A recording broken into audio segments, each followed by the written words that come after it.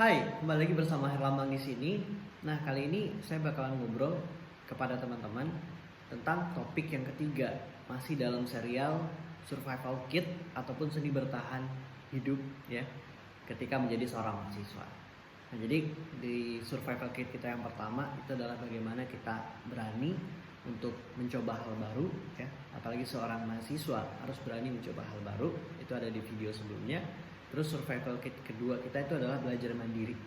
Mandiri tidak hanya dari segi finansial saja definisi mandiri, tapi bagaimana mandiri dari segi perilaku dan dari segi mental juga. Jadi kita udah bahas nih survival kit untuk bisa seni bertahan hidup selama menjadi mahasiswa setidaknya ya, yang pernah saya alami based on experience dan juga based on beberapa buku yang saya baca begitu ya.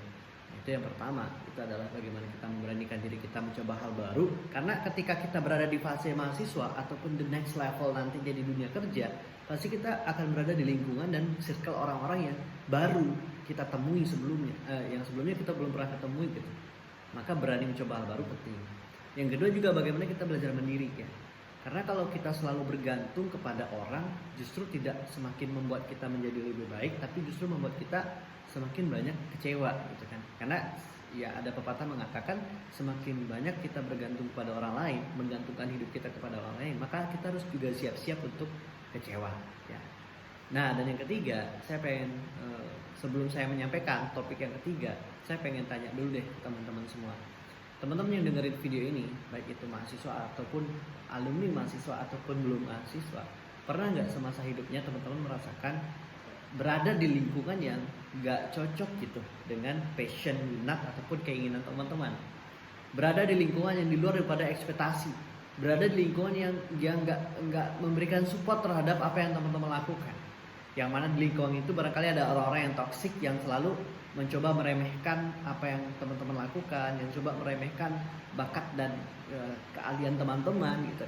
Atau berada di lingkungan yang memang tidak mendukung secara finansial, tidak mendukung secara motivasi gitu. Pernah nggak kira-kira merasa seperti itu? Nah, pernah juga nggak di saat momen itu timbul pertanyaan, kenapa sih kok orang-orang kayak gini banget? Kenapa sih kok dia seperti itu sekali gitu kan? Kenapa nih saya berada di circle yang nggak mendukung sekali, yang nggak menjadi supporting system, sehingga membuat saya menjadi seperti ini gitu. Pernah nggak mencoba bertanya-tanya tentang hal itu ataupun ngerasakan dalam kehidupan teman-teman? Nah, kalau misalnya pertanyaan itu dikembalikan kepada saya, maka jawaban saya adalah pernah. Saya pernah berada di lingkungan dan berpikir hal seperti yang saya sampaikan tadi. Kepikiran, kenapa sih orang kayak gini? Kenapa kok saya berada di sini? Kenapa kok saya tidak berada di sana dan sebagainya? Dan akhirnya datang pada kesimpulan, saya mencoba berpikir, pantasan saja saya berada di sini dan menjadi orang seperti ini karena saya nggak sehebat dia yang berada di sana, karena saya nggak berasal dari keluarga yang sama seperti dia yang serba ada dan sebagainya. Pernah saya berkesimpulan seperti itu dan menyalahkan lingkungan yang ada di sekitar saya atas kegagalan yang saya hadapi, atas ketidakberhasilan saya untuk mencoba mewujudkan tujuan saya. Maka yang saya salahkan adalah orang-orang yang ada di luar kendali saya. Dan jujur, ketika pada momen itu membuat saya merasa capek gitu. Habis pikiran, habis waktu dan tenaga gara-gara mikirin dan mencoba mengkontrol sesuatu yang di luar daripada batasan saya. Nah, maka dari itu poin yang ketiga, bagaimana cara kita untuk bertahan hidup terutama di dunia kampus. Maka kita harus bisa mengurangi nih dalam konteks memberikan judgement atau kesimpulan satu pihak terhadap lingkungan-lingkungan eksternal kita, ataupun menghabiskan energi kita untuk mengkontrol sesuatu yang di luar batas kemampuan kontrol kita gitu. Kita harus lebih mawas diri teman-teman. Kemampuan ketiga, kita harus mawas diri sebagai seorang mahasiswa. Lebih berpandang kepada internal kita dulu, yang coba kita lihat, yang coba kita evaluasi sebelum nanti kita memberikan judgement pada orang lain. Bukan berarti kalau misalnya kita mendapati orang itu salah ya kita biarin aja, enggak juga, enggak gitu konsepnya. Artinya bagaimana kita mencoba menyadari selama ini apa yang terjadi di lingkungan, apa yang terjadi dalam diri kita tidak semata-mata adalah kesalahan lingkungan yang ada di luar itu. Tapi bisa saja itu karena kesalahan kita sendiri. Bisa saja karena memang kita tidak bisa memanage diri kita, maka dari itu ya dampak-dampak buruk itulah yang kita rasakan sampai hari ini teman-teman. Bahkan jujur saja, terkadang waktu kita itu habis mikirin orang lain ketimbang mikirin diri kita sendiri gitu. Kita capek untuk ketika melihat orang itu berhasil atau bahkan melihat orang itu gagal, kita sibuk menjadi wasit. Yang sebenarnya itu bukan job desk kita. Kita sibuk menjadi orang-orang yang memberikan penilaian terhadap orang lain yang bahkan mereka pun nggak minta gitu kan. Kecuali memang job desk teman-teman itu ya, misalnya teman-teman diminta sebagai seorang konselor atau sebagai seorang apa gitu kan, auditor gitu kan. Oh, yang memang kerjanya adalah nilai-nilai kinerja seperti itu. Ya is okay, itu masuklah ke dalam kategori profesi. Tapi kalau kita bukan di level itu, ya pertanyaannya adalah kenapa kok kita harus menghabisin waktu kita untuk justru mencoba mengendalikan lingkungan yang tidak bisa kita kendalikan.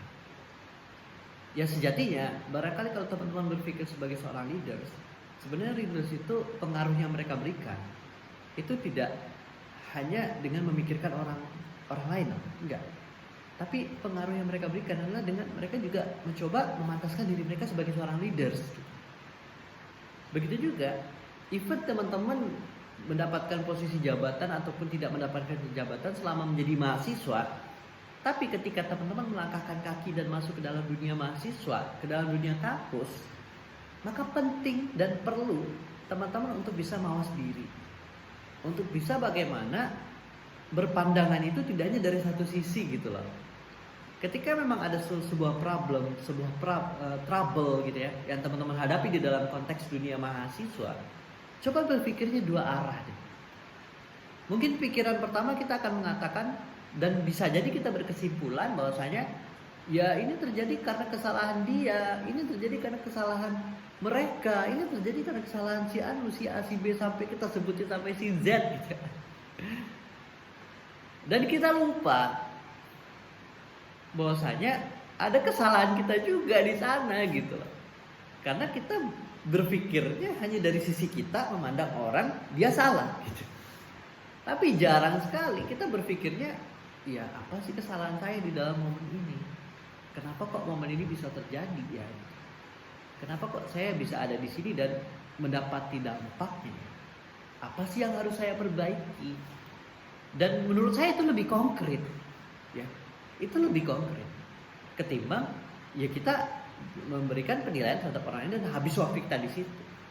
Nah, dan saya di sini juga mengatakan bukan berarti kita memberikan pilihan terhadap orang lain itu salah. Enggak, itu enggak masalah gitu. Ya itu baik juga. Ya artinya namanya juga kita ingin ingetin teman kita ya kan. Ya artinya kita pengen berbagi ilmu dan ya memang kadang kerjaan saya kayak gitu.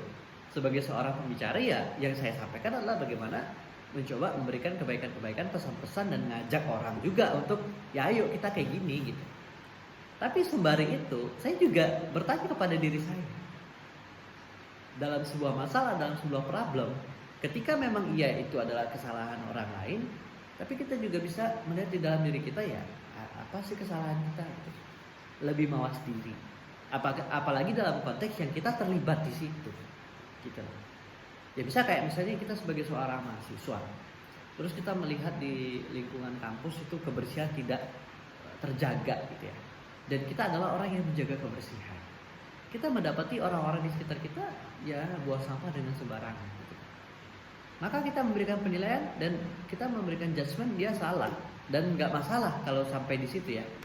Tapi terkadang kita lebih sibuk menyalahkan mereka tanpa memberikan solusi yang konkret gitu. Pertanyaannya ketika lingkungan kita adalah salah, mereka buang sampah sembarangan, kita sebagai orang yang peduli dengan kebersihan, apa sih kontribusi kita terhadap lingkungan itu?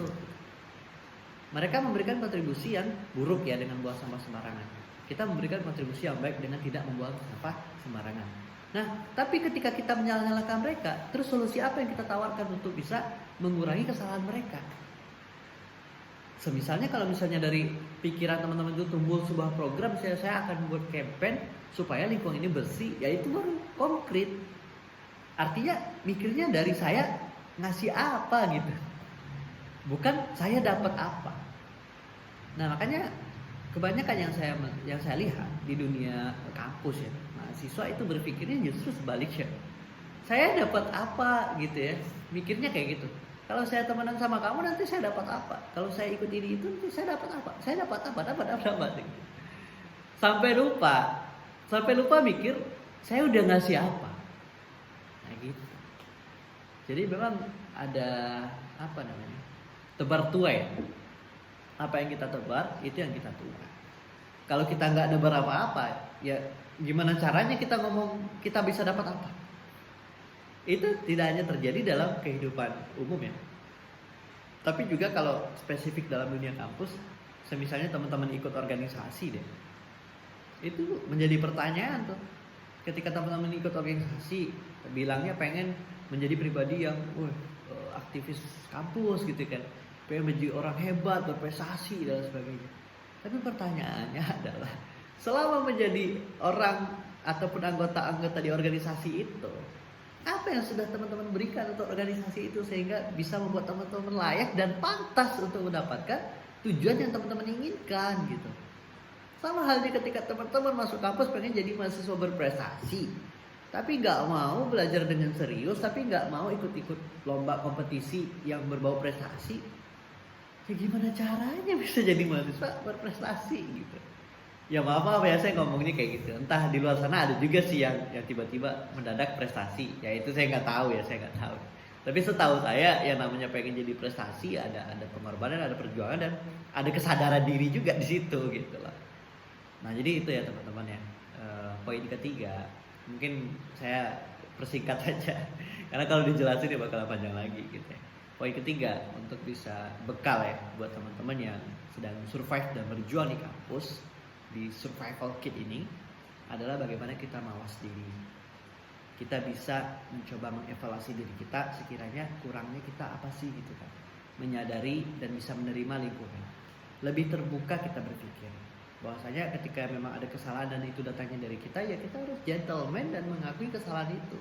Lantas what next ya kita lakukan perbaikan atas kesalahan yang kita lakukan. Jikalau memang itu kesalahannya bukan dari kita tetapi dari orang lain, ya udah kita sampaikan bahwasanya itu adalah kesalahan orang lain. Ya sudah, nggak perlu kita ungkit, nggak perlu kita perbesar, nggak perlu kita judgement berlebihan orang itu gitu ya, karena itu akan menghabiskan energi kita. Cukup kita sampaikan ketika dia sudah tahu kalau kita berkapasitas untuk memberikan masukan dan solusi ya kita kasih. Tapi kalau kita tidak berkapasitas ya udah mau ngapain gitu. Ya sampaikan kepada pihak yang lebih berwenang untuk masalahnya itu gitu. Nah jadi ingat ya teman-teman ya, kadang kita dirugikan waktu, pikiran dan tenaga kita gara-gara diri kita sendiri yang salah menggunakannya, bukan gara-gara orang lain di luar sana gitu loh. Maka dari itu jangan sampai nanti kamu capek mikir, overthinking, ngabisin waktu hingga akhirnya galau, hingga akhirnya sedih, hingga akhirnya kecewa gara-gara terlalu banyak mikirin hal-hal yang di luar kendali kamu, sehingga kamu lupa untuk mempersiapkan diri, untuk mengupgrade diri, untuk mawas diri dan mengkontrol sesuatu yang memang itu adalah di dalam kendali kamu. Oke, semoga tips yang ketiga ini bermanfaat. Dan next, kira-kira tips apa lagi yang mau saya sampaikan untuk survival kit ini? Ya ikuti terus video ini dan thank you buat teman-teman yang udah nonton sampai menit ini. Boleh juga nih di-share supaya manfaatnya bisa semakin meluas.